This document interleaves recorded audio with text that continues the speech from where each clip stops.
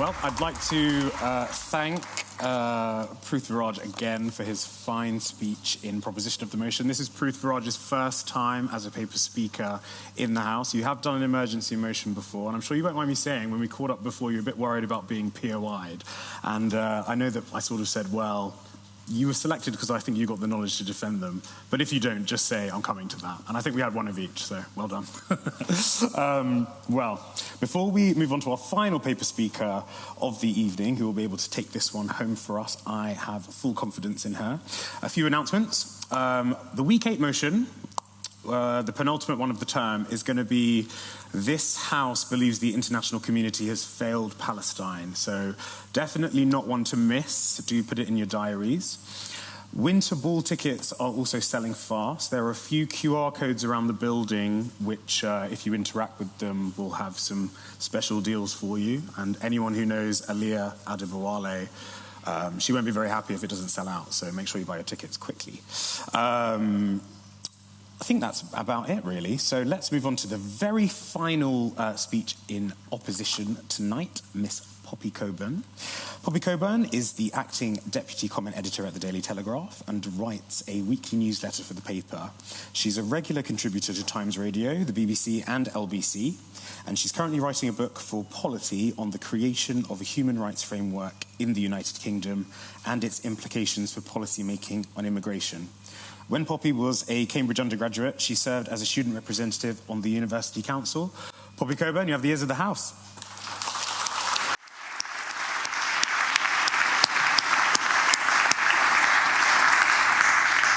Thank you, Mr. Chairman, for the very kind introduction. I hope that no one who was here remembers me from when I was an undergraduate. I was a terrible university councillor, but I will try and move on from that. So, first, I just want to address some of the arguments that have been coming through from the proposition side. Is that okay? Might be me, might be you. AV fix. Sorry. Is that slightly better? There we go. Back to it.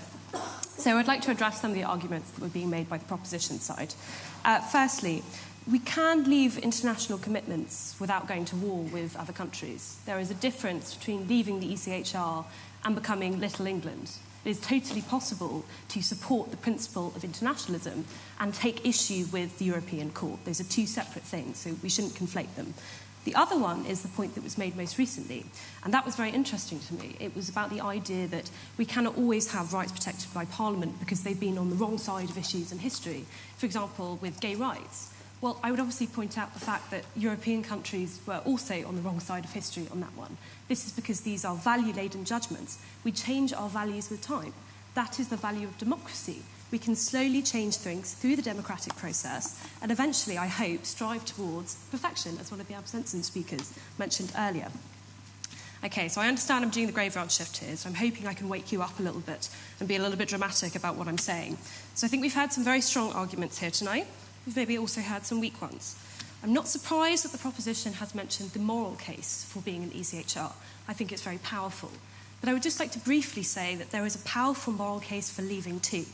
The ECHR helped to block the deportation of a Brazilian man who raped a 5-year-old girl.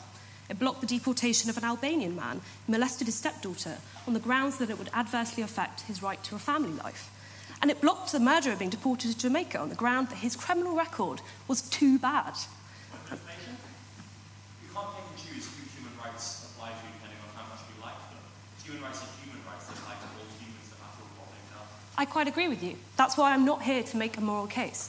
I actually think the case for leaving is strong enough to make on purely analytical grounds. So I'm not going to give you a sermon any longer. I want to get straight to it. I believe this House must leave the ECHR. Not only that, I think it also needs to remove the Human Rights Act, which embedded the jurisprudence of the court into British law in 1998. There is much scaremongering about what could happen if this were to come and be the case. I'm too young to know, but I have it on good authority that in 1997, people were not being tortured on the rack. We'd already had a strong legal system that was protecting rights. I've heard the Magna Carta mentioned, we've had the Bill of Rights, we've had the Great Reform Act. We have a very good parliamentary system. It was the envy of the entire world. I always think the most convincing argument for people who support the European Court was that it was related to domestic reasons for remaining in it, which is constraints on overmighty executives. That's why I think you ought to know the real motivations for people within Britain for bringing in the Human Rights Act in 1998, which really supercharged our involvement in the European Court. Those who pushed for this law had a very clear and coherent reason for wanting to bring Britain in. They said it out loud. Take Francesca Clubb, the most important woman who you've never heard of. If anyone has heard of her, please come up to me afterwards. I think I'm just a nerd in knowing who she is. She's quite obscure. She was a very influential legal activist. Well, there you go, the case here. She was a very influential legal activist who was drafting the Human Rights Act for over 10 years before it actually became law. She stated in this book, A Values for a Godless Age, that was published in 2000, that the characterisation of rights was inevitably going to shift. It began to change from a shield against state tyranny to a vision that includes injunctions on how private individuals should behave towards each other. She goes on, the Human Rights Act was always intended to be more than the incorporation of a human rights treaty into domestic law. It was deliberately crafted as a higher law to which all other law and policy must conform. It's right there. It's the overstepping of the court was no accident. It was by design. Isn't that incredible? What Clugg is describing here is nothing short of a revolutionary change, the upending of the English constitution. She achieved what the Jacobins could not. Now, we know of King John, and he signed the Magna Carta. We know Lord John Russell, who was putting the Great Reform Act through the Commons. We know the names of men like John Stuart Mill, who agitated for Borden suffrage. Yet those who overruled the common law that guided us for centuries are almost totally obscure outside of the legal profession. We don't even bother to familiarise ourselves with the name of the Strasbourg judges who keep this living instrument alive. So let me touch briefly on the question of reform, because this has come up a few times in the evening. We have tried it before, you know. We tried it quite a few times.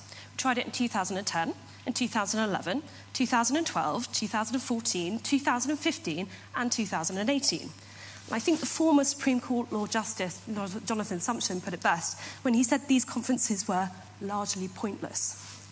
So the ECHR goes beyond a basic purpose of preventing state overreach and subscribes to an all-encompassing moral doctrine. Is that such a bad thing? Don't we need values for a godless age? Perhaps, but values do not come from the ether.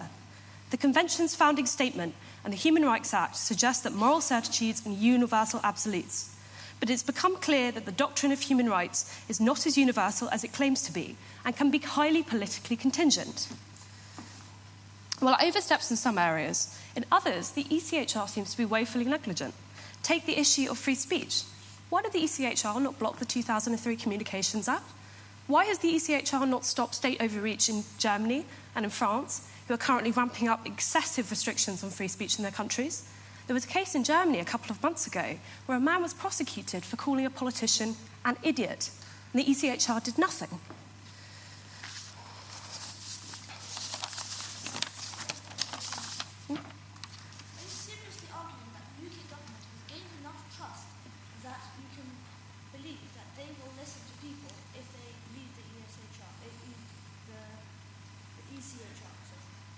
I think it's sometimes quite difficult to argue in favour of giving politicians more power. And again, I'm very sorry, Graham. I've met enough of them to know that they could be quite problematic. But my issue here is that when you take these value-laden judgments outside of the realm of the political, you have no control over them. And I think that can lead to some really dangerous consequences. And here I want to come to the nub of the problem, the elephant in the room, if it were. Populism. We're all really frightened of populism and what it's been doing to Europe. You can see this across the countries, in Germany, in France, and of course the United Kingdom. Does the ECHR help us fight back against populism? Does it have a check and balance on our politicians? Well, no, because the legitimacy of a democratic state rests on the acceptance of it by its people. They expect it to perform some positive tasks, to protect them from external threats, and not to abuse them. A state that maltreats its citizens may maintain power, but it will lack genuine authority. If the court is a self-appointed defender against populism, it's done a terrible job. It's empowered populists who make the argument that democratic powers have been spirited away by the unelected and unaccountable. Populists are often wrong, but on this one issue, they are genuinely correct.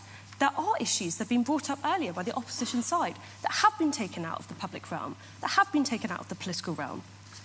The court's inflexibility, which is born of having no checks and balances, as would be the case under domestic law, where you can vote people out.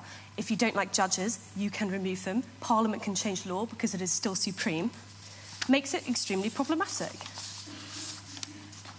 Human rights is a legalistic attempt to have the last word on human nature and politics alike. But there is no last word. There is no end of history. For the preservation of ancient liberties and to regain the freedoms of the British people, it is well past time to leave the European Court of Human Rights. I think that the proposition side acts based on fear. Fear of populists, fear of overreach, fear of what happens when the masses regain their ancient liberties. But I am acting on the basis of optimism. I believe that the British people are sensible. I believe they are constrained.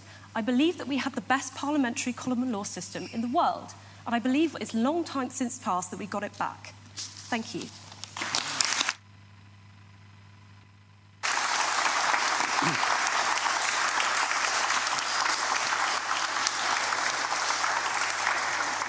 Well, I would thank the member for her excellent speech in opposition of the motion.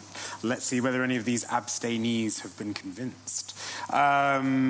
We need to give the floor speech prize away. I don't think that the President will mind being that the person I'm thinking of earned a handshake from him, but I'm thinking that the first member from Parkside should be the winner tonight.